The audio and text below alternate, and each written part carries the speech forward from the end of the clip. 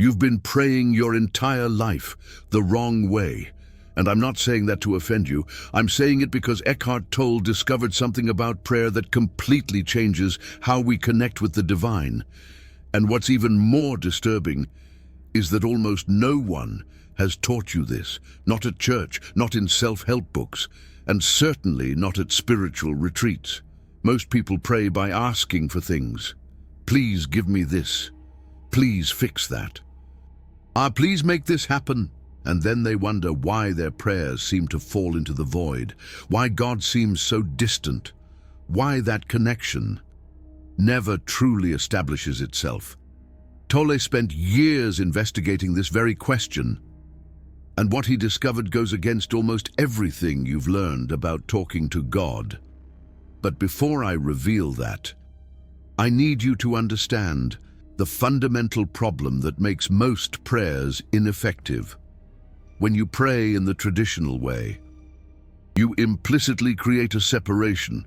There's God, up there, distant, and there's you, down here, begging. This structure of duality, according to Tolle, is exactly what prevents true connection, because the moment you position yourself as separate from God, you've already disconnected from the only thing that could connect you: presence. Let me explain this more clearly. Tolle says that duality is implicit in the usual prayer. It implies that there is God, and here I am asking God. This duality is ultimately an illusion, because you are an expression of God. You and God merge. Did you catch that?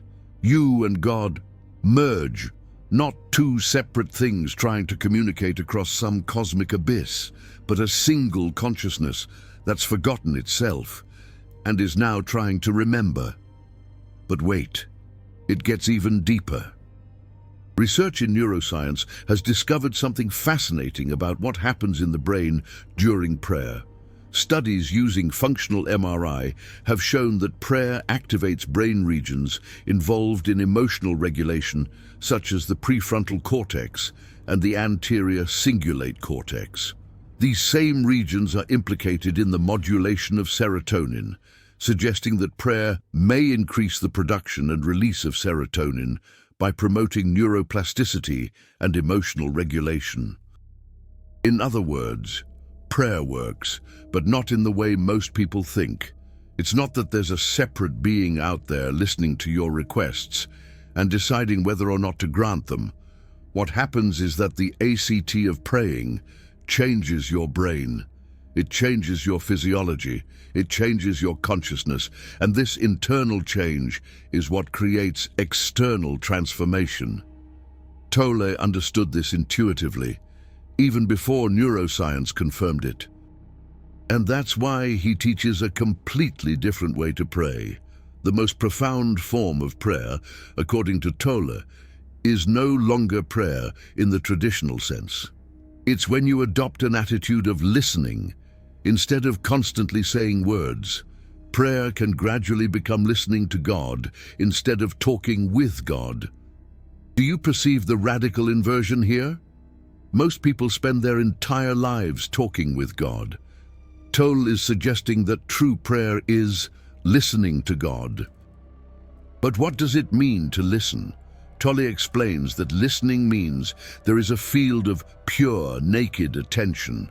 Listening does not mean that you're waiting for some answer, because then you're not truly listening. In listening, you're not expecting anything. There is just a field of pure attention. That is a much deeper prayer than any word. Can you feel the difference? In traditional prayer, you speak and expect an answer. In the prayer that Tolle teaches, you're simply present, attentive, open, with no agenda, no expectation, just pure consciousness, meeting pure consciousness. And this isn't just philosophy, it's practice. It's direct experience. It's something you can test right now. Close your eyes for a moment, just a moment, and instead of thinking about something, just listen. Not to the external sounds, although they may be there. Listen to the silence behind the sounds. Listen to the space between the thoughts. Listen to the presence that is always here, always available, always waiting to be noticed. That, what you just experienced, even if just for a second, is closer to true prayer than years of verbal requests. Because in that moment of listening, there was no separation. There wasn't you here and God there. There was just consciousness. And consciousness is what Tolle calls God. But most people can't sustain that. The mind comes back, the thoughts return, and with them the feeling of separation. It's natural, it's human, it's the result of decades of conditioning. And here's the part that changes everything. When you stop asking and start listening, something extraordinary happens. The separation between you and God begins to dissolve. Because in the deep silence of presence, there is no longer me asking and God answering. There is only one consciousness. On whole perfect, Tolle goes even further. He says that true prayer is where prayer also becomes meditation. Not even wanting an answer is enough to be in the silence. Think about that for a moment. Your whole life. You've probably prayed wanting something and wanting an answer, wanting a confirmation, wanting something to change. And Tolle is saying that this very wanting is what prevents the true connection. When you want something from God, you are in the future. You're thinking about what you don't yet have. And as Tolle teaches in The Power of Now, the only place where God can be found is in the present. So, while your prayer takes you into the future, it takes you away from the only place where connection is possible. Now let me show you how this works in practice, because theory without application doesn't transform anything. Tolle suggests that you can update your prayers. From petitionary prayers, those of the please make this happen type, to small mental pointers. For example, pointers in the direction of peace. These small mental pointers still use concepts because every prayer consists of words and concepts, but they are used to point to help you go beyond the concepts. So instead of praying, God, please give me peace, you simply note peace as a pointer that leads you inward. It's not a request, it's a reminder, a direction, an invitation to presence, and gradually, even these pointers become unnecessary because you discover that the peace you were asking for was already here. The answer you were seeking was already yours. The connection you wanted to establish was never broken. You just forgot how to perceive it. Remember what I said at the beginning about neuroscience? Research from 2024 shows that both meditation and prayer significantly improve concentration and clarity of thought. And a strong positive correlation was found between the duration of spiritual practice and cognitive benefits. That means the more you practice this listening prayer, the more your brain changes. It's not magic, it's neuroplasticity. It's not blind faith, it's science. Prayer works, but it works from the inside out, not from the outside in. And here's where Tolle makes an observation that few spiritual teachers do. He mentions the words of Jesus, "I am the light of the world," and points out that this is a statement, a concept that points to a reality much deeper than the words themselves. Affirmations, if done correctly, can be beautiful substitutes for prayers. Did you catch what he's saying? Jesus wasn't asking for anything. He was declaring a truth. I am the light of the world. Not, please give me light. Not, please transform me into light. Simply, I am. And that's the difference between prayer of lack and prayer of presence. One comes from a place of need, begging to fill a void. The other comes from a place of wholeness, recognizing what already is true. Think about how many prayers you've said in your life, hundreds, thousands, and now think about how many of them came from a place of lack. Please give me, please help me, please fix. Almost all of them, probably. And that's not your fault. It's how we've been taught. It's the model we received. It's how traditional religion structures the relationship with the divine. But Tolle is offering something completely different. He's saying you don't need to ask because you already have. You don't need to seek because you've already found. You don't need to connect because you've never been disconnected. The only thing separating you from God is the belief that you are separate from God. And that belief manifests most clearly in petitionary prayer. Every time you ask for something, you're implicitly saying, I don't have this. And that I don't have is exactly what creates the experience of not having. Tolle goes even deeper when he says that you are also a child of God, just like Jesus. You just haven't realized it yet. So when you pray as if you're separate from God, you're denying your own divine nature. You're behaving as if you're something you are not. True prayer, then, isn't asking someone outside to help you. It's remembering who you really are. It's awakening to the consciousness you've always been. It's stopping pretending that you're separate from that which you're seeking. Tolle expresses this even more directly. He says, I am not my thoughts, emotions, sensory perceptions and experiences. I am not the content of my life. I am life. I am the space in which all things happen. I am consciousness. I am the now.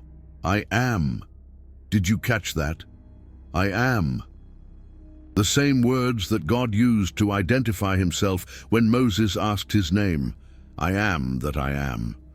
And Tolle is saying that's your true identity too. Not the content of your life, not your thoughts and emotions, but the very consciousness in which everything happens. When you pray from this perspective, everything changes. You're no longer a finite creature asking favors from an infinite creator. You're infinity itself, recognizing itself. The divine meeting the divine. Consciousness celebrating consciousness, and in that meeting, words become unnecessary, requests become irrelevant. Because what could you possibly ask for that isn't already yours? What could you possibly seek that isn't already present?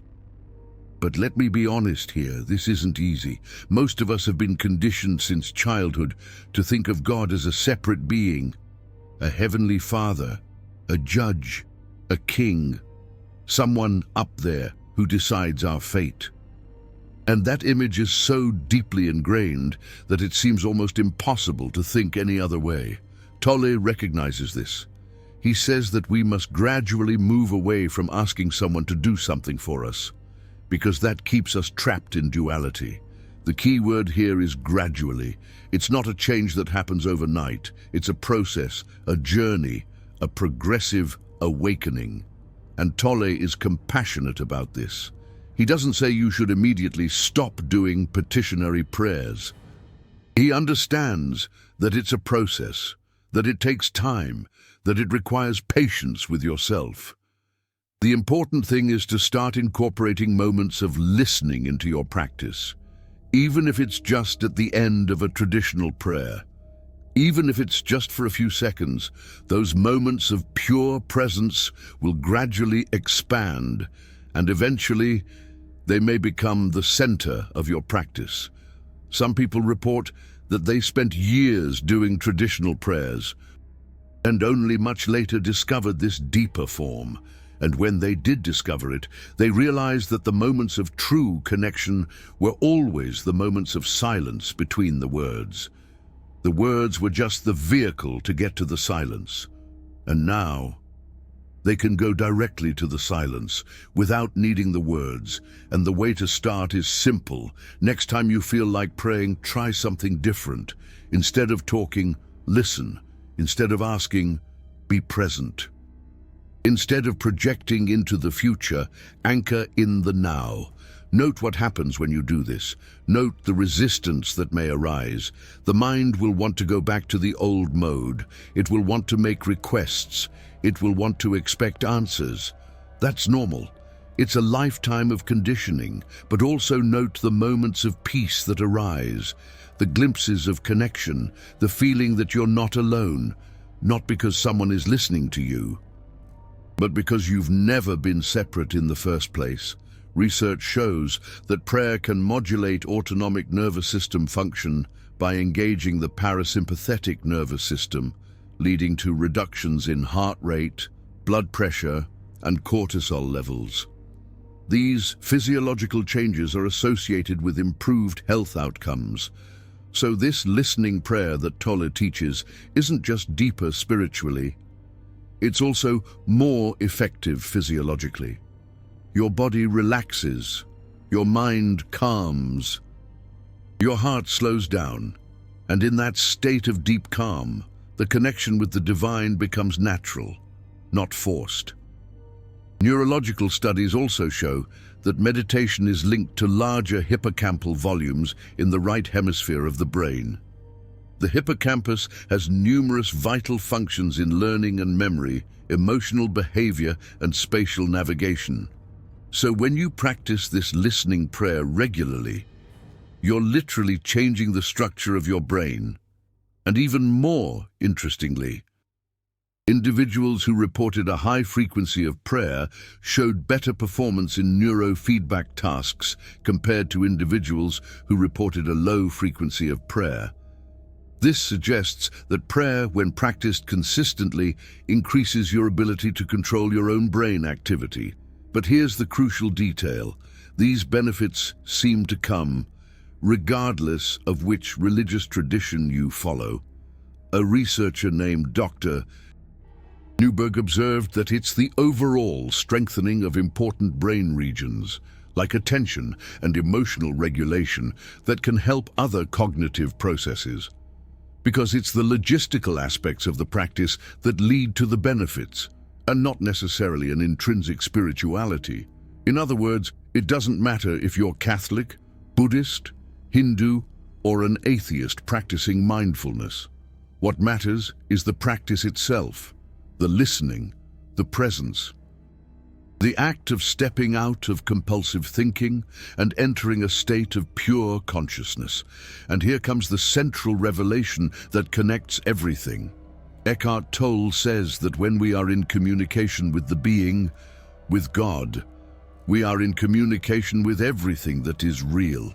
He uses the term being to refer to God because he feels that the term God has been misused throughout history. Communication with the being, not communication with a separate being. Communication with your own being, with existence, with fundamental reality, with that which you are, in your deepest essence. And this communication does not require words. It doesn't require requests. It doesn't require intermediaries. It requires only presence, only consciousness, only being here, now, completely awake to what is. Every disturbance in this world, any upset, people around you, or disturbance in your mind, goes into pure attentive consciousness, the listening presence. Listening is a way of talking about presence. When you are present, it's as if you are in a state of listening. Do you understand? Presence and listening are the same thing, and listening is the true prayer. So presence is the true prayer, and as presence only exists in the now, the only true prayer is to be completely here in this moment. This might seem too simple. It may seem like it's not enough. Your conditioned mind might say, but I need to ask for things. I need God to help me. I need answers. And Tolle would say, everything you need is already here. You just need to stop looking elsewhere. Stop projecting into the future. Stop imagining that the answer will come from the outside. The answer is presence. Presence is God, and God is you. When you finally stop pretending you are separate things. Remember what I said at the beginning about the separation that traditional prayer creates? Here's how that is resolved. When you enter pure presence, in pure listening, the illusion of separation dissolves. There's no longer you here and God there, There's only consciousness experiencing itself. Tolle expresses this beautifully when he says that each being is a spark of the divine, or God. Look into the eyes of a dog and feel that innermost core. When you are present, you can feel the spirit, the one consciousness then in every creature, and love it as yourself. Did you realize? Presence allows you to see God in everything, not as an abstract concept, but as a direct experience. And when you see God in everything, you no longer need to ask anything of a distant God, because the divine is here, now, in you, in me, in everything that exists. That is the highest form of prayer, recognizing the divine in the present, not asking the divine for the future. And this shift in perspective changes everything. Your relationship with life changes. Your relationship with others changes. Your relationship with yourself changes, because you stop seeing separation and start seeing unity. You've just discovered why most prayers seem to fall into the void.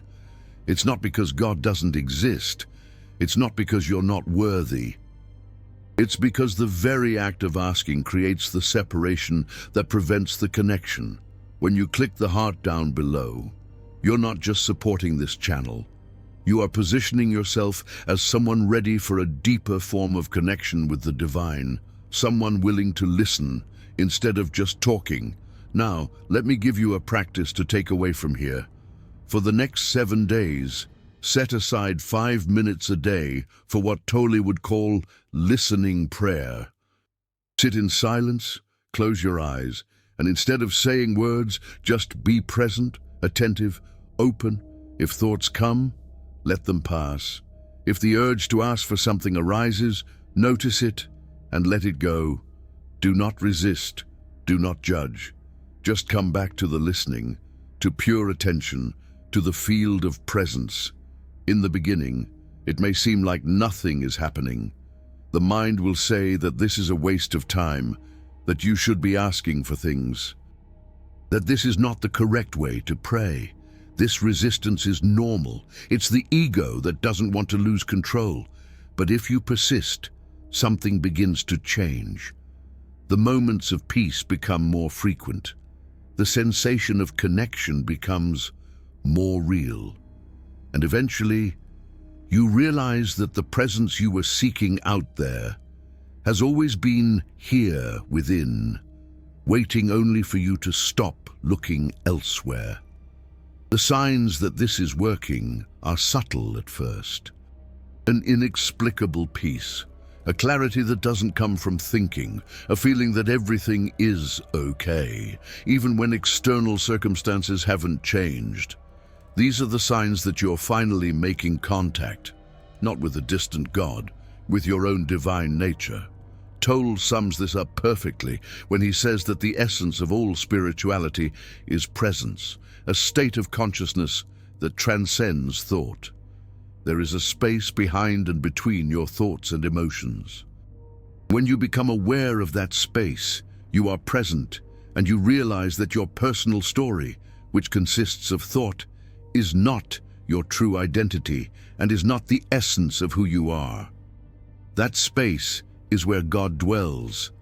That space is where true prayer happens. That space is who you really are. And when you live from that space, something magical happens with your external circumstances too. Not because you asked, not because you manipulated reality with positive thoughts, but because when you're aligned with universal consciousness, correct actions arise naturally, right decisions become obvious, the path reveals itself effortlessly. Tolle calls this aligned action, action that comes from presence, not from the ego, action that flows, not that forces. And this action tends to produce much better results than any amount of verbal requests to a distant God. So listening prayer is not only more spiritually profound, it's also more practically effective because it puts you in a state from where genuine answers can emerge, not answers that you invented, Not answers that your ego wants to hear. Real answers, coming from the intelligence of the universe. So stop asking, start listening, stop talking, start being present, stop seeking God out there, start recognizing the divine here within. That's the correct way to talk to God. Not talking, listening, not asking, being. Not projecting into the future, being completely here, now. And if you're wondering if this invalidates all the prayers you've ever said in your life, the answer is no. Every sincere prayer has brought you closer to the divine in some way, even if only temporarily. Every moment of openness, even in petitionary prayers, created a small crack in the wall of the ego. What Eckhart Tolle is offering isn't a rejection of your spiritual past. It's an evolution, a next step. A deeper form of something you already suspected was true. You've probably had moments when prayer became silence. Moments when the words stopped and only presence remained. Those were the moments of true prayer. Tolle is simply inviting you to make that your primary practice, instead of the exception. Tolle also says something important about the purpose of all this. You are here to allow the divine purpose of the universe to unfold. When you become aligned with the whole, you become a conscious part of the interconnectedness of everything and its purpose, the emergence of consciousness in this world. So, listening prayer isn't just for your personal benefit, it's for the benefit of all of existence. Every time you enter into presence, you are participating in the evolution of consciousness on the planet. You are fulfilling your highest purpose. You are doing exactly what you came here to do. And remember what Eckhart Tolle said, which is so important now. It has never been more important than now for people to fully commit to being teachers of presence. It's what our world needs, and you can start by being a teacher of presence to yourself. Through listening prayer, through silence, through the presence that is always here, always available, always waiting to be recognized. Final controversy. Most people prefer to continue praying the wrong way. Because praying correctly requires letting go of control. Can you do that? Write in the comments what your reaction was to discovering that true prayer is listening. And be honest. Will you try it? Or will you go back to the old way? I'll be reading every comment in the next couple of hours.